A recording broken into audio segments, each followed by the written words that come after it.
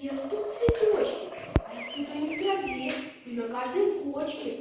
Если волосы растут, значит их сажают, а сажать цветочки тут мне не разрешают. Почему не сделать так? Срезать все кудряшки, на макушку костыма, а вокруг ромашки. Вот представь себе, идет по дороге мальчик, а на круглой голове круглый одуванчик. Если с пленки вместо кос вырастил бы розы. Нет цветов прекрасней роз, а сестренка слезы. Я все маме расскажу, говорит, я спрячусь. Вот возьму и посажу без этого кактус. Но мне бы хорошо ландыш и гвоздику. Научиться бы еще сеять землянику. Вот была бы голова. Голова что надо?